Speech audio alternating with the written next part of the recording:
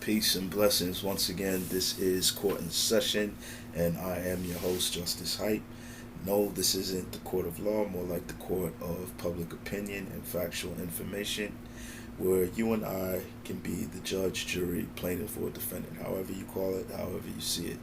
And right about now, I just want to wish everybody a very safe and cool summer season, as it has been very hot, heat and record temperatures across the whole United States and the whole entire world. So I hope everybody's staying hydrated, and I hope everybody's staying safe, as of course there's a lot going on. But those are different topics for different times. Right about now, we're about to get into something a little bit lighter in nature, as we are in the first week of August, and yes, it is football season. So I'm going to talk some football right about now. It is all about my top five NFL rookies to watch. Yes, my top five NFL rookies to watch in 2023.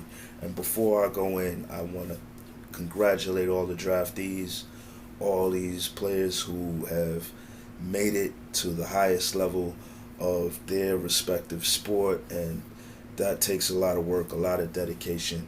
So I just want to big up each and every player who is now drafted and in camp right now for the NFL season to come, 2023. So without further ado, number five, the man you see on your screen right now, Travis Bell, out of Kennesaw State, going to the Chicago Bears, listed at 6 foot tall, 300 pounds of muscle, athletic, high motor, as it's been said. Obviously, I haven't had a chance. I watch a lot of college football, but I haven't had a chance to watch Travis play. But I have seen some highlights, and of course, just doing my homework, pre-draft and whatnot, getting the skinny up on Travis and his attributes, his strong points, his weaknesses, and whatnot. And it's been said by the scouts that a lot of comparisons to Aaron Donald in terms of his build. Obviously, a big dude. He's got a high motor. He moves.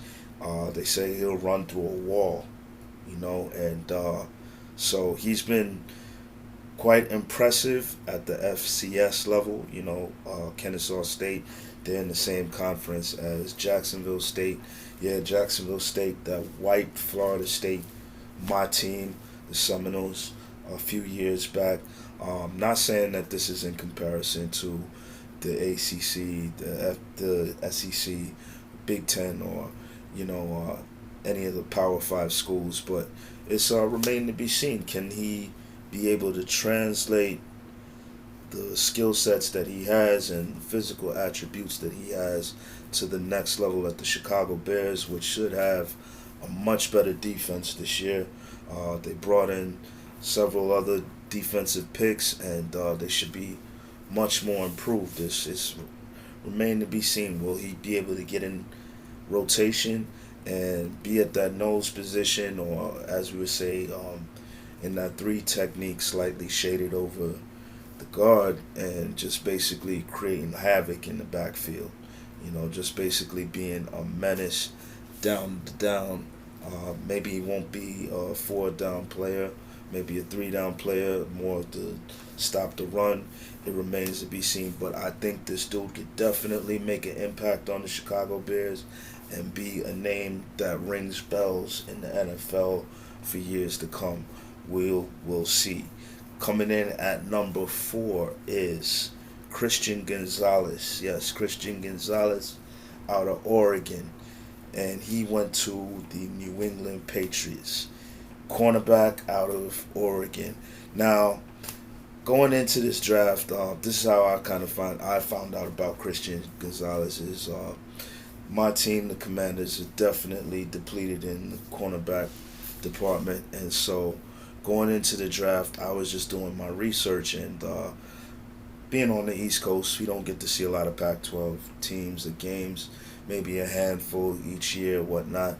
But it came up that Christian Gonzalez was seen to be by many of the scouts and many of the so-called experts that he would be not only the best cornerback in the draft, but also the top drafted corner in the draft. And I was kind of taken back by that because I was like, this dude, I haven't really heard much about him. But checking out the tape once again, going over a lot of film on this dude and looking back at a few games, uh, this dude definitely has the size. He's 6'1", 210 pounds, and he's intense. He's got the speed. Now he's played in a system that's pretty much zone based, so his man-to-man skills will be tested in the NFL. That will be a question mark as to whether he'll be able to lock up with some of the better corners in that AFC East that is loaded with corners. I'm not even gonna call them out, but just going from your Waddles, your Miami's loaded, the Bills, Diggs is over there. Then you got the Jets with Garrett, and they're loaded wide receiver core. So it's going to be a challenge for him right out the gate whether this kid is going to be able to fit in that Belichick very disciplined defense that requires a cornerback to definitely be a part of the run game and obviously in coverage as well. So we'll see what happens with him. He didn't play well in the Georgia game, and that was one of the games that I did watch, and why I was like wondering why this guy was rated so high, because he didn't. Yeah, of course, Georgia just blew Oregon off the map, but I didn't really see anything from this guy that said, wow, from any of the Oregon players really that game that said this dude is really stand out and ready to see the next level. So we'll see what Christian Gonzalez is able to do. He definitely has the attributes. He's a ball hawk. You can see he gets after the ball into that zone coverage, so he can cause picks, and he could be a good on a solid defense that was top 5 last season, or playing playoff caliber football at the end of last season. They got veterans. Obviously, they're well coached with the mastermind Bill Belichick, and so, if he can fit in and hold down that corner position, of course he's going to be tested in that AFC East, which is highly competitive and loaded with talent, especially at the wide receiver position. They can possibly be a force to reckon with. Of course, they're going to need some help from that offense. Hopefully, they won't be playing in positions where they have to make every stop, and they can play with some leads this year. But moving on, next is out of Florida. Yes, the University of Florida. As a proud Florida State Seminole, I am also a proud Gator hater. But objectively speaking here, football and top-tier football, yes, Anthony Richardson out of University of Florida. Now, I did get to see Anthony Richardson, as we do get to see some SEC football here. And, last year, obviously, he was able to dominate and take over the starting position, and we're able to see flashes of greatness as he has the physical attributes. He stands 6'4". He's 200. He's about 220 pounds. A lot of comparisons to Lamar Jackson. A lot of comparisons to Cam Newton in terms of his physical stature, being able to move at the speed of Lamar Jackson, but also be able to run with power as well, like Cam Newton did in his prime at Carolina. So it'll be very interesting to see. What I did notice, especially in the Florida State game, is his ability or inability, I would say, to be patient, stand in the pocket, make reads downfield. That's definitely going to be tested at the next level. I don't think he was able to do that consistently as far as what I saw, and I'm pretty sure most Gator fans would tell you that last season, especially in some of the bigger games with UF. His ability, once again, to read coverages pre-snap and also during the play, break down coverages and make the right reads. So that's going to be definitely interesting to see as he is going to a Colts team that is not very loaded with talent. They did draft the wide receiver Josh Downs out of North Carolina. We'll see what he's able to do. That defense definitely won't be helping them as they depleted in the secondary. So it's quite possible that Anthony Richardson will be playing down by, you know, several double-digit points, double-digit factors this year. But we shall see. He has Gardner Minshew that they brought in, and hopefully he can serve as a mentor to him. And like I said, we'll see what he does this coming year, 2023. But moving up the line, we have number 2, I should say, C.J. Stroud out of the Ohio State University. And this dude has it all as well at quarterback. 6'3", 220, second pick, first round, and he checks every box. Accurate, 66% completion rate last season. The year before, 71% completion percentage. I mean, this dude can get the ball down the field 60 yards, no problem. Can move, extend the play with his feet. Definitely run. Now he's not, I don't think, like in the same capacity as Anthony Richardson as far as mobility, but he's no slouch. He could definitely move and extend the play with his feet. What remains to be seen is his ability to read plays pre-snap and also during the play, break down those coverages, and ultimately make the right decision with the football. That's going to be the test.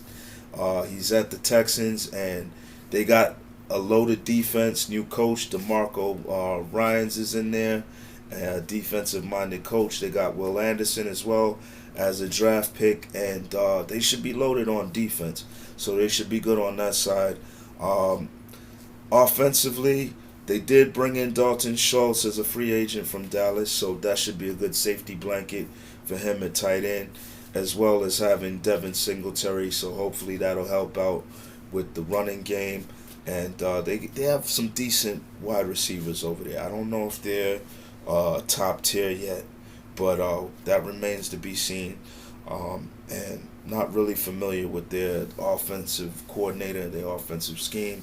But new system, and of course going to that next level, will his skill sets and what he was able to do in those big games. Yes, he performed in those big games in Ohio at Ohio State. Even when they did lose to Michigan, he still was able to put up the numbers, and of course the passer efficiency that's needed to win ball games at the highest level there is. So we shall see. Number 2, that is C.J. Stroud. And yeah, they tried to slight that kid with the test, I believe, during the draft or during whatever scouting assessments that they made. But I don't see any of that football IQ in terms of Wonderlic testing is BS to me, because when you are between the lines, it's a whole different ball game, and having the necessary instincts that you can't even coach to play this game is a whole other intangible that brings a whole other asset to a quarterback. So we shall see what he does with the Texans. Of course, they are trying to get back in the thick of things, and last year they gave Dallas some problems, and like I said, their defense is loaded. So we shall see what they do in 2023. That was C.J. Stroud out of Ohio State University. And number 1, yes, number 1, folks, with there, my top rookie to watch in 2023 is standing 5'5" and weighs 190 pounds. And his name is Deuce Vaughn out of Kansas State. Yes, Deuce Vaughn out of Kansas State. Now, I've been privileged. Like I said, we get to see a lot of Big 10, a lot of Big 12 football out here in the Northeast, and I've been privileged to watch this dude work for 2 years, the last 2 years on Saturdays, and it is must see football. This dude is electrifying at 5'5", like I said, 190 in frame, and he's going to, yes, the Dallas Cowboys, the nemesis. He'll be behind Tony Pollard, but this dude can catch. He had his rookie season. He had 25 receptions for over 400 yards, and that was just his rookie season. Over 1,500 yards his sophomore year, and I think well over 1,200 yards last year. His numbers over 5.5 yards per carry, a lot. It reminded me a lot of Warrick Dunn. He gets a lot of comparisons to Darren Sproles, of course, another Kansas State alumni who did a lot of damage in the NFL, as you remember, with the Chargers, with the Eagles. He was just a problem on special teams, and this dude can do it as well. A kick returner. You can motion him out of the backfield into the slot. This dude can do it on the offensive side of the ball and definitely be a factor for that already loaded Dallas Cowboys offense. We will definitely be seeing them twice a year, and I will definitely be concerned. So yeah, that's it for this episode of Court in Session. Get in the comment section. Let me know how you feel. Stay safe.